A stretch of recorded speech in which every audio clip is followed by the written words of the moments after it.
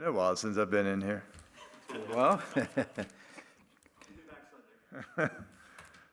good afternoon, ladies and gentlemen. We're pleased to announce and welcome our two-time Masters winner, Bernhard Langer, to the interview room. Bernhard has announced that this is his last Masters, which means this will be his 41st Masters. And congratulations and celebration of those years. We'd like to address your attention to these two screens. It's a great honor to win the greatest tournament in the world. Perfect. Yes! We all want to win that tournament, and it's always a pleasure being here. Bernhard Langer, the 1985 Masters champion. There's so much history and so many wonderful moments. Righteous!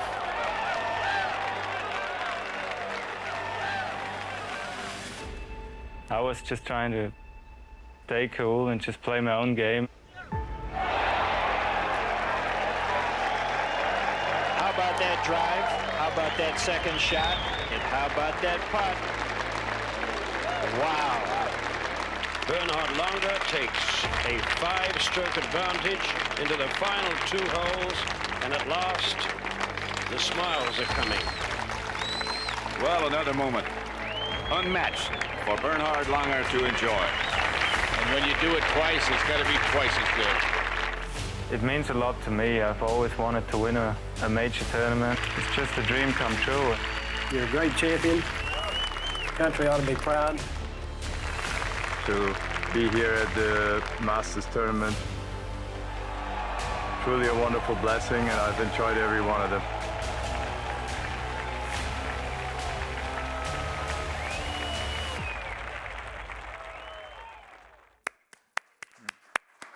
Very nice, good. Thank you. Bernhard, you have always represented the Masters in the game in an extraordinary manner. Can you reflect on the times over the years and give us some sense and feel about how you feel about this week? Well, it's been an incredible journey for, for a young man being born in a village of 800 people in Bavaria where golf was nothing, to make it here to get an invitation to play the Masters first time around when it was extremely difficult for European or international players to get an invitation. And then to win the first Masters on the third go-around was just a dream come true. It's incredible. As I said, golf was nothing in Germany. I had no idea when I turned pro what I was going to be facing. I had no role model. I had no one to compare myself with. I was just the one, starting something that nobody's ever done before in Germany. So coming here the first time, driving down Magnolia Lane, seeing this place was an eye-opener for me. I'd never seen a golf course manicured like this or a tournament run as efficiently as this has been. And what's even more astonishing is how they've evolved and improved and continue to make this the best experience for players, for champions, for the patrons, for you. I believe I can say that. Just looking around at this media building, it's incredible. And the things they continue to do with the drive, chip, and putt that I witnessed yesterday again, the kids having a big smile on their faces, the ladies amateur tournament, the tournaments they sponsor and provide in South America and Asia, and on it goes. The Masters brand has grown to unbelievable heights. And when you look around you don't see a tent. Everything is a solid building for 1 week of the year.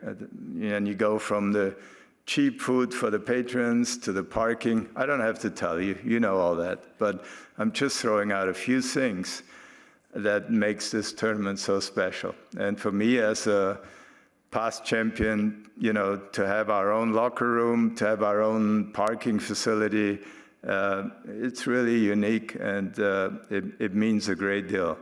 And I think I can say this for every champion. We're extremely proud to be wearing the green jacket and representing the Masters all over the world. Bernhard, what does this week mean for you? It's very emotional. You can tell already my voice is breaking a bit, just realizing it's going to be my last competitive Masters after 4 decades. It's going to be bittersweet. I think I knew it was time to call it quits as a player. I wanted to do it last year, but I couldn't with my Achilles surgery. The course is just getting too long, and I'm getting shorter and shorter, and I'm hitting hybrids where the other kids hit 9 irons and 8 irons, maybe wedges.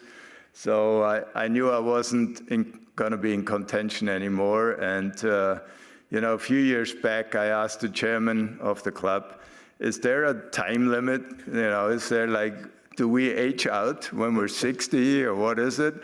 And he said, no, you will know when it's time to quit. It's totally up to you. And it is time to quit. I'm just not competitive on this course anymore. We're playing, 7,500 plus yards, and I'm used to playing courses around 7,100. I can still compete there, but not at this distance. Okay, thank you. We're going to open the floor up for questions in English and or German. Tom, you first. Hey, Bernhard. Tom D'Angelo from the Palm Beach Post. What was that like for you emotionally watching that video, number one? And secondly, with all these emotions, once you get inside the ropes and hit that first tee shot, will you be able to just play golf without thinking about that? Usually I'm pretty good compartmentalizing. So when I'm inside the ropes, my mind switches to being a competitor and play golf and take care of the task in front of me.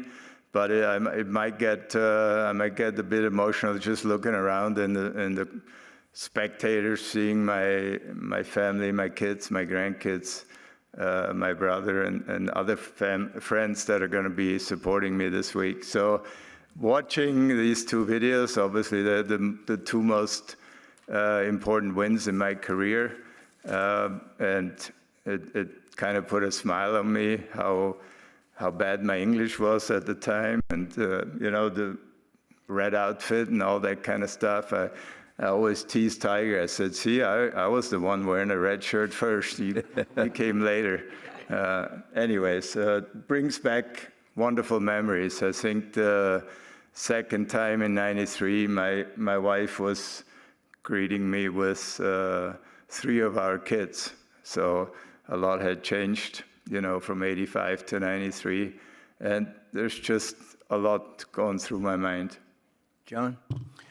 Bernhard, when you joined the Champions Tour, did you envision that you'd be doing this 17, 18 years later?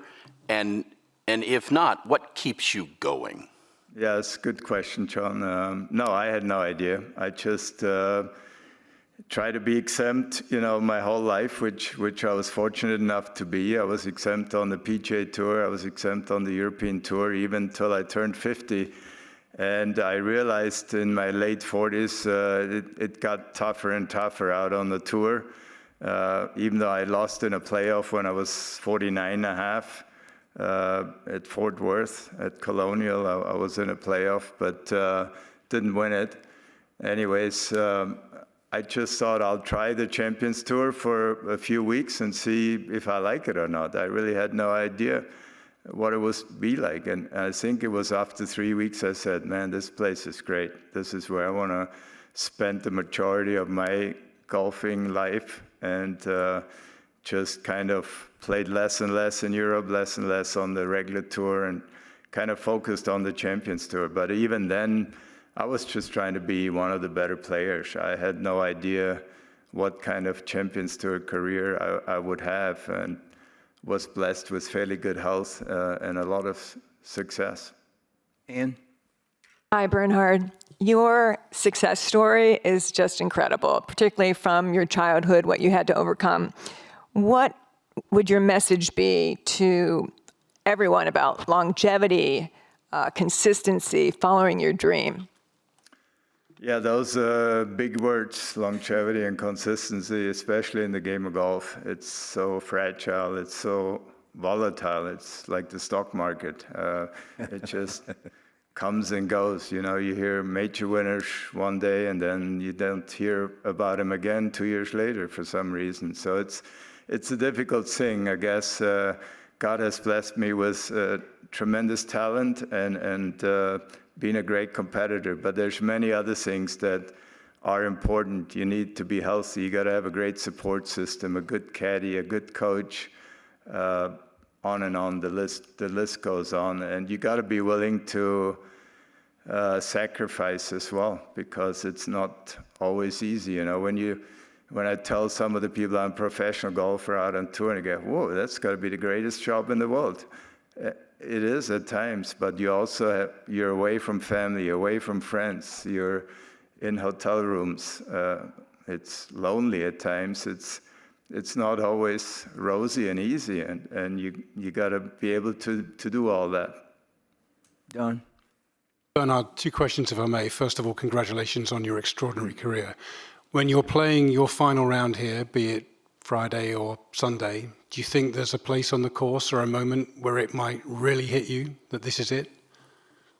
Well, if it doesn't hit me earlier on, it will definitely hit me on 18. I know that, but one of my favorite places was always Amen Corner here. It's just a beautiful part of the golf course, and the 13th hole, you know, I've made eagle there on Saturday in '85 to get into contention, and I made eagle on Sunday in '93 to win. So that's become one of my favorite holes, not just because I made eagles, but just the beauty of the hole and what it demands from you. So, yeah, to answer your question, hopefully I can control myself till the 18th, but there's no guarantees. And if I can just follow up, many other legends of the game have played their final rounds at some point. Have you spoken to any of them about navigating the day and controlling your emotions, what they experienced? Yeah, absolutely. I was, having breakfast yesterday with Larry Mice, who's one of my better friends. We go to Bible studies together on tour, and we go way back. We usually sit together at the Champions Dinner, and he said farewell, was it last year or 2 years ago? Anyways, he's already been through it. And, he gave a little speech at the Champions Dinner, and he just broke down. He just, couldn't say what he wanted to say. It was just overwhelming and too much for him. And, I told him, he said, "Yeah, I totally screwed up." I said, "No, you didn't. It was just, showing how much it meant to you."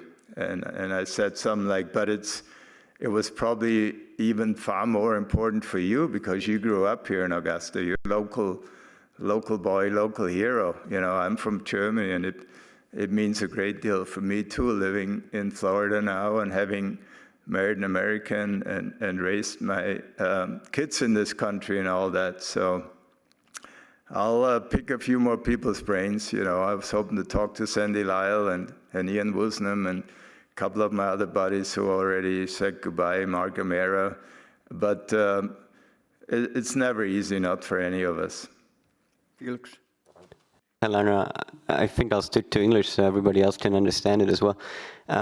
Once more, going back to Anhausen and your childhood and youth, maybe, was there ever even a thought of playing at a tournament like this, despite the fact that you've left a legacy over decades now? But was there ever, when did you even hear about the Masters for the first time back then? What was the thought? I don't recall the exact day or year when I heard about the Masters tournament, but it was certainly not easy. It was not on television when I was a child. Actually, we didn't even have a television till I was about 12 years old, I think, at 10. My dad couldn't afford one. And then it only had 3 channels. I'm sure the Masters wasn't on one of those 3 channels. Eventually, when I was assistant pro, I probably got a hold of some golf magazines at the club where I worked. And in April, the Masters, I'm sure somebody reported about it. So it must have happened then.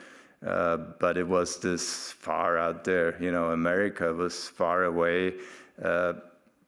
American golfers were supposed to be the greatest and the best. And it was all kind of a dream. I didn't even know I was going to become a tournament player, and my goals were just to be good in Europe, and then as I became one of the better Europeans, obviously my dreams stretched out and my goals went across the ocean as well. Jeff? Your favorite shot to hit on the course and your least favorite or your nemesis out there? Yeah, there were many of those in a way. My three best shots might have been in '93 at 13, because I think I only had a 2-shot lead over Chip Beck at the time, and I hit a beautiful draw around the corner, hit a 3-iron off a little downhill side hill lie.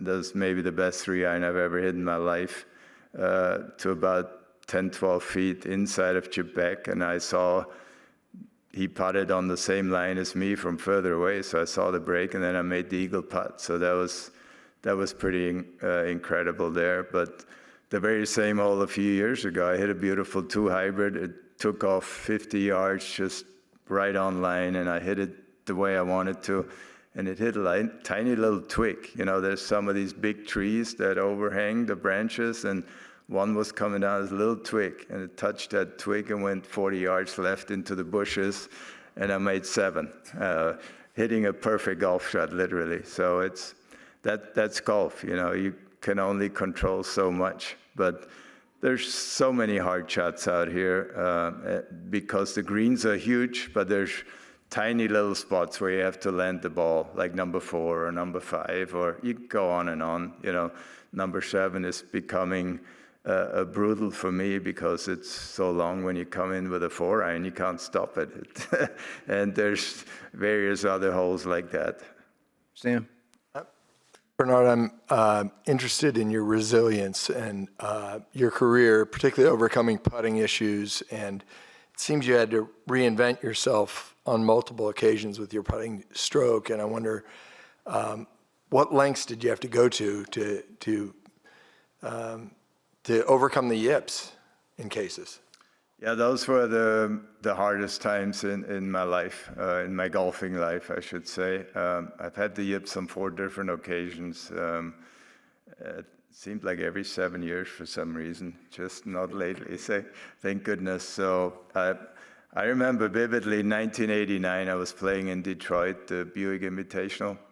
And I'd already won the Masters, and I won the European money list twice and all that kind of stuff. But I was playing there, and I think I've hit 17 greens in regulation one day and 16 the next day, and I was like 11 over par for the 2 days and missed the cut. And it was the absolute low, of my career. I couldn't hit the ball any better than I did. And I couldn't putt any worse than I did. And so I packed my stuff, missing the cut, went back to my hotel and literally got on my knees. I was already a believer at the time and said a prayer like, God, if you want me done with this game, I'm ready to give it up. Just show me what you want me to do, and I'll pack it up. No more golf. And a friend of mine was there praying with me, and he said, I don't think he's done with you yet. He wants you to persevere. I said, persevere? I've been persevering for years and years, and it's getting worse and worse, that kind of thing. And he said, no, just give it a few more weeks. And, now we look back, a lot of things have happened, many good things in my golfing life since 1989, including the second Masters as well. David? You spoke about wanting to call it last year and then the injury. That's a tough injury to recover from. How did this week loom in your mind on those days when rehab was tough? Yeah, it was a big part of it, but rehab was mostly to just regain the ability to walk, to stand, to swing the club, to function in life. At the time I was 66, and 66. So that's not an age nowadays. My mother lived till she was 100. So I didn't want to live maybe the next 25, 35 years as an invalid or whatever you call it, so half a cripple. So the goal was just to get back to getting healthy and strong, and I pushed myself pretty hard. Problem is, I've been playing competitive golf, I think, since May or so last year, so almost 11 months or something like that. But I've been driving a golf cart most of the time, which is allowed on the Champions Tour. And so I'm now trying to walk more and more, and it's not easy. I walked 18 holes yesterday, and I was totally exhausted and done. And I was glad I could do it. But walking 5 or 6 days in a row on this terrain, it's going to be really hard. Joy. Mr. Langer, when young kids come to you, and if they want to have even a quarter of the legendary career that you have had, what kind of character advice would you give them? It's not just the skills, but the character advice. Well, you got to be totally dedicated nowadays to become really good. There's so much competition worldwide. The game has grown all over the globe, and as you get up higher and higher and better, it gets tougher and tougher. And for everyone that gives up, there's 1,000 who will take your spot. So you got to be very focused, very determined. You got to live a disciplined life and be able to sacrifice a few things and focus on what's important. Jack. Hi, Bernhard. First off, congratulations. Secondly, I'm wondering if you could walk us through your 18 holes yesterday, how you felt game-wise, and if you could also speak to the differences that you've seen in the golf course. Well, I've been here every year. I've seen the differences they've made in the golf course over the years. I played in the 80s when there was no rough, the fairways were wide, and then there were pine straw or pine needles and trees. Then they brought in the intermediate cut, as they call it, planted 5,000 trees plus. Then they lengthened the course. Then they changed the 11th green, and continuous improvements to challenge the players to what they were facing long time ago. And I think the goal, if I'm not mistaken, is to have the players hit similar irons into the green as they did in the 1960s or 80s or 2000, whenever it was. And they probably are very, very close at that. Not for me, though. I realized again yesterday I probably should have quit several years ago because I'm, where I'm driving it, I sometimes can't see the flag. There's a good chance I can't see the flag on one because I don't get it to the top of the hill. There's a very good chance I can't see it on 17 and various other places. There's par fours when I'm hitting 3-wood into the green when other guys are hitting 8 irons, 9 irons, 7 irons. And this course is not built to be hit those kind of clubs. Like yesterday, I hit a pretty good 3 hybrid into number 1, and it hit the middle of the green and took off, and I was over the green, and that's no place to chip from. You don't ever want to go over that green, and that's what happens, when you have those kind of clubs into the greens. It's time to quit. Thank you. Bernhard, when I think of the stereotypical German athlete, I think of the resolve and the mental strength. I think of your football players in penalty shootouts. And in your best moments, you have shown that too. You're clearly so emotional at the moment, and as you admitted, you will be this week. How emotional usually would you say you are? Do you kind of recognize yourself in this moment? Yeah, I know that I've always been emotional. Just kind of kept it inside of me most of the time. And like I said, sometimes certainly in competition, I was very focused on what's at hand, what's at task. But I've seen it in Ryder Cups. I know myself. I've cried over and over at home when things have been worth crying for or about. And I'm not ashamed of it. My dad was the same way, and he was my hero as well. So there's nothing wrong with it. There's many things that are worth crying about. John? Bernhard, what do you appreciate about this place and this experience that maybe you didn't in your 20s and 30s? No, I've always appreciated a lot of the things about this tournament. It is extremely unique. It's the only major that's happening at the same venue over and over and over, and that's why people, I think, can relate so much. Like, I heard an interview today from some of the young rookies, like Max Grazeman and a couple of others, and it's their first time here, but I feel like they've been here before because they've seen the putts from here and there. They've seen shots on certain holes year after year after year, and that doesn't happen in other major championships because they move around. You know, even St. Andrews, who's in the rotation maybe every 5 or 7 years, it's nothing like this.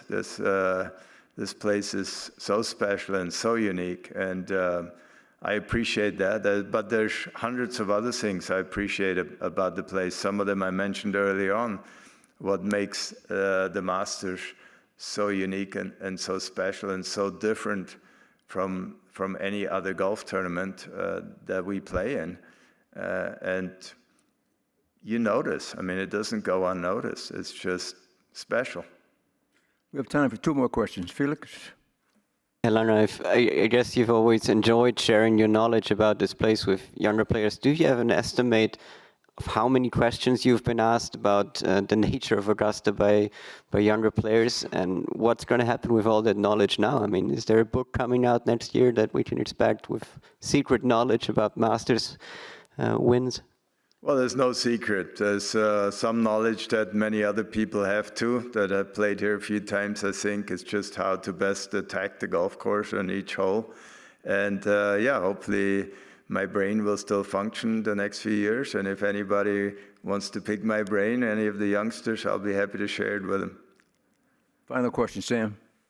How does a kid growing up in Germany in a little village where golf is sort of an exotic and obscure pursuit even begin to start to construct a golf swing? What did you do very early on? Because it had to be, I would think, self-taught. It was self-taught, and I got into the game through my older brother who was caddying.